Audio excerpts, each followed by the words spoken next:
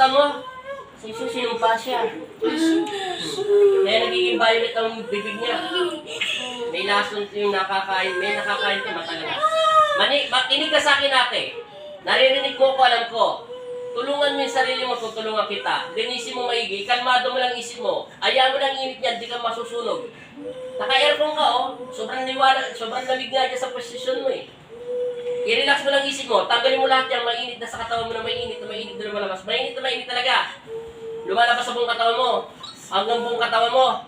Mainit na mainit. Kahit nakatapat sa aircon, sige kalasin mo. Tapon mo itapon sa lupa. Huwag mo kasi ibalik yung sakit yan. Ipagpag mo.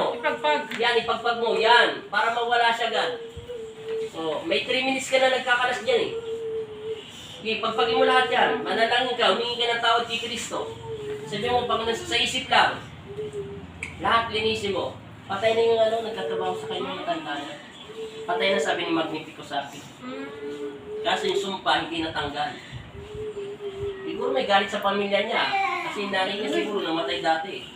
O namatay sa kulam. Namatay pala sa kulam ng nanay niya. Sabi ni Kuya, kanina nagdadrive. Namatay nanay nila sa kulam. Sige, tapon mo lahat ng mainit. Buong katawan. Paspasin mo ng paspasin yan. Ano lumalabas ang katawan mo? Malagkit o mainit pa rin? Malagkit na o gagaling ka na. Gagaling ka na. Maniwala ka sa akin, lumabas yung malagkit eh. Lahat. Hanggang tuod ha. Kung namatay ang nanay niya sa kulam, susunod dito. Isang lahi sila, inano. Buti si Kuya, wala. Ayaw niya magpagamot si Kuya. Lagi nagpapagamot siya. Oo. Lagi siya nagpapagamot yung kapatid nito. Uli pang ano, so ako ba? So Oo, ang sabi niya nga. Pati lalo yung kilikili, braso, lahat itapon. Wala nang init. Hindi na lumalabas yung init sa katawan nyo. Hindi data, hindi na. Hindi na. Malagkit na lang. Di, kalas na kalas eh. Panatiliin mo lang isip mo sa pamilya mo. I-relax mo lang yung kalmado mo lang isipan mo para matalo natin kalaban. Pati na yung kalaban natin. Kaso nakasanda sa impiyerno ng kaluluwa niya. Sige ka, ikaw naman yung susunod. Namatay na ngayon nanay mo sa kulam, mamamatay ka naman. Gusto mong mamatay? Tulungan mo ako, tutulungan kita.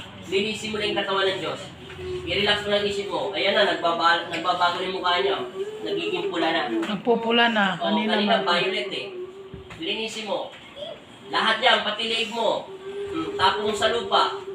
Huwag mo itapon dyan sa binti mo yung sakit. Aakit ulit yan. Sobrang dami. Umabot ng 78% to. Napakarami niya. Kailangan ng mapahinto to. Pag hindi tuminto, marami pa. Meron ka pa dyan hindi nalilinis sa katawan mo. Isipin mo, anong hindi mo nalilinis simula rito sa tuhod mo. Ano mo yung katawan mo? Huwag yan, hindi mo na kasama yan. Simula lang sa tuhod hanggang sa may ulo. Ano bang bagay na hindi mo pa nalilinis yung katawan mo dyan, ng kamay mo? O yung ulo mo, tapon mo. Lahat, linisin mo hanggang batok. Iinto tong init nito, te. Pag wala na siya nadidetect sa loob ng katawan mo. Manalangin kayo, te. I-relax mo lang isip mo. Huwag kang miyak. Hindi kita pinapayak, te. I-relax mo lang isip mo. I-relax mo lang. Relax lang. Wala na. Sa ulo sila tilay.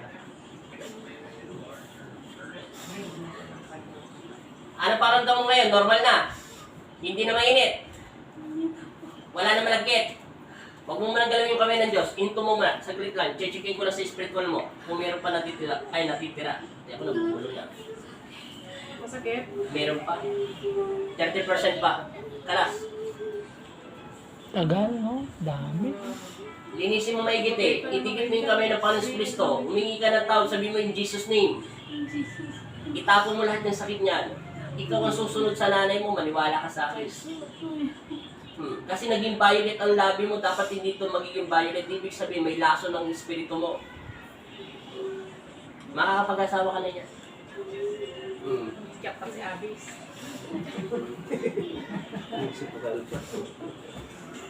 May pag-asa ka na ako dyan. Lahat eh, pababa. Hindi, tugulong mo muna isa pa rin para ka. Manalangin kayo, te, manalangin. Hindi mo ate Jo. Kunti na lang, te. Paspas ng paspas. Wala na. Wala na. Wala na sakit yung papel. Wala na yung labi. Namula na labi mo. Kanina violet, no? Hindi na violet. Ako na. Kunti na lang, te. Yung balakang mo pa. Hindi mo pa nalilinis yung balakang nyo. Patapon, te. Patapon. Magpakyat. Ibaba mo yung sakit mo. Pababa. Yan. Pababa mo yung sakit mo. Itapon mo dyan sa tiles. Huwag dyan sa, hita mo. Akit lang ulit dyan. Pag tinatapon mo. Magsisiro na, te. Kunti na lang. Gagaan pakiramdam nito. Kamagala na, talo na natin yung kalaban natin eh. Patay na to, te. Itumi kami ng Diyos. Wala na, di ba? Sumanggal ka. Susugatan natin ang espiritu niya. Huwag itotodo ko lang konti yung spiritual mo, ha? Relax mo lang. Huwag kang sisigaw, ha? Lalagyan lang ng power sa puso mo. Di ba kanina yung tinesting kita, nainitan yung tiyan mo, di ba? Huwag, kailangan mawala yung init ng tiyan mo, ha? Sa pangalan ni Jesucristo, amen. Sa pangalan ni Jesucristo, amen. Relax lang, te. Relax lang. Relax mo lang. Relax mo lang isip mo. Pasok ako sa espiritu mo. Ikalmado mo lang. I-relax mo lang. Pabaya mo yan. Wala yung sakit, wala sugat yan. Huminto na yan kanina eh. I-relax mo lang. I-relax mo lang.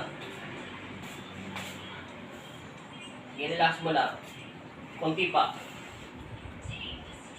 Konti na lang. Isa na lang to. Isa. Last. Magnetiko. Bigyan mo ng kapoy at kuryente.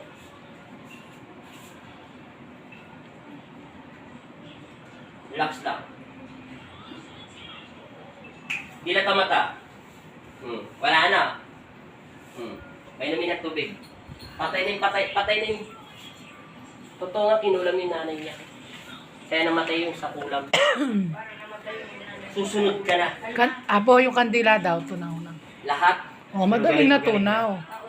Patay na yung nagtatrabaho. Naalala mo, pinisil kita rito. Pumikit ka, huwag ka sumandal. Pag ito hindi ka na nasaktan, wala na yung patay na lahat yung kumulam sa nanay mo. Sikit. Patay na yun eh. Relax mo lang ha. Wala na. Kabila. Naalala mo to. Kanan to ha, pikit. Wala na. Wala na sakit, di ba? Totoo natay yung asawa niyo namatay sa kulam. Susunod siya. Susunod siya, nasa kanya lahat yung Hindi naagapan yung nanay, no? Hindi nila naagapan. Wala na ha. O pinisil ko na pulso mo ha. Masakit pa. Hindi ka tulad kanina, may lang ang ginawa ko sa kamay niya. Tumihiyaw siya sa sakit. Anong pakiramdam mo ngayon? Tumalong ka. Uminom ka na ba tubig? Ngayon lang? Dito ka. Sige, talon. Tayo. Yan pakiramdam mo. Tumalong ka natin. Di ba tubig niya, po? Anong pinagkaiba? Hawakan mo yung tiyan mo. Nawala sakit? Nawala? Yung tuhod mo, tingnan mo, igano mo sa lupa. Huwag hindi ganyan mo lang, huwag mo nang ano muna. Iba sa kanya, iba hindi siya kapilido. Ano pakiramdam mo? Magaang na. Wala na sakit mo sa tuhod. Ilan taon mo na inaindayan? Gano'ng katagal? 1 year, 2 years, 4 years, 5 years? Siguro nasa 4, ganun po. Yung nanay mo, totoong kinulam siya namatay. Kasi nag-violet yung labi mo kanina, tas yung ilong mo nagbago. Violet.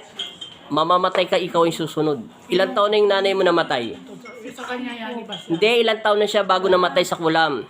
1 taon na gito. Aabot to ng 2 taon hanggang 3 buhay niya. Ay, Tapos, hindi naman. Hindi, ang ibig sabihin, magsisimula lahat doon ng sakit niya. Kasi, naging violet ang labi niya eh. Kung ito naging violet ang buong katawan niya, hindi na yan makakatulog. Pero okay na pakiramdam mo. Inom. Nawala na daw sakit tuhod niya. Yung tiyan mo, nawala na. Wala na. Baka nagdadahilan ka lang. Nagdasalan mo na yung tubig. Hindi, nakainom na siya na may dasal eh. Ano pakiramdam mo? Iba sa kanya, ibang pilido niya. Hindi sila ka.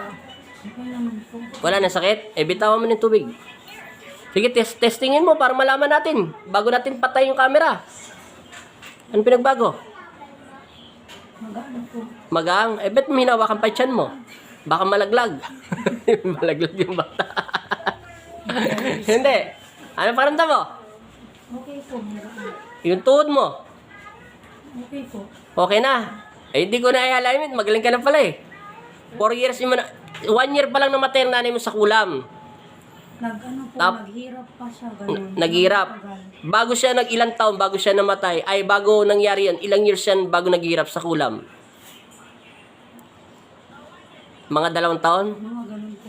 Tapos isusunod ka. Tama, tansyado nga mahal.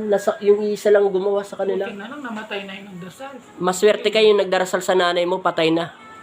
Kaso yung sumpa, sumalin sa'yo. Pero ito pinutol lang pa ng Kristo.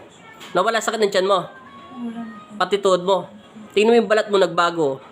Ano ka, bakit ka umiyak kanina? Sabi mo mainit na mainit. Masakit po yung paa. Eh, yung sa katawan mo. Hindi naman po. Eh, ba't ka umiyak? Ano sinasabi mo mainit? Yung paa po kanina, sakit. Yung pagkaipit. O, silipin mo kung may sugat. Umupo ka. Tingnan mo kung may sugat. May sugat ba? Walang sugat, di ba? Tinatalo ka lang emosyonal mo. Papel na yung nakakabit sa'yo. Gusto mo ilagay kulit yung papel para malaman mo na walang sakit yan. Tetestingin kulit yung papel. Hawakan mo mahal. Ganyan mo lang. Wag mo manang i-play. Itapat yung camera. Ito yung papel mo. Pikit. Relax. Oh, yan, masakit na masakit pa. Malakas na malakas pa. Yan, humihinto na. Bigla siya huminto, di ba? Ito, di na to. Oh. 2 kamay na. O, di ba? Nakakain sila ng may dasal. Ibig sabihin, nagdarasal sa pumatay sa ano mo, sa nanay mo sa kulam. Mukhang malapit lang yung sa kanila.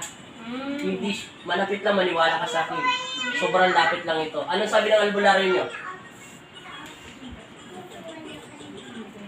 Basta po, hindi kasi po yung kasi yung parang Oh, sabi kasi, tama ako, no? Sabi kasi, susunod siya eh. Sinumpasa ang nanay niya eh. Isusunod siya. Antay mo sa tubig, ikakalsado kayo. Pero ano pakiramdam mo? Okay na. Wala nang sakit sa tiyan mo, pati tuhod mo. Papatayin na natin yung camera. Paalam ka na.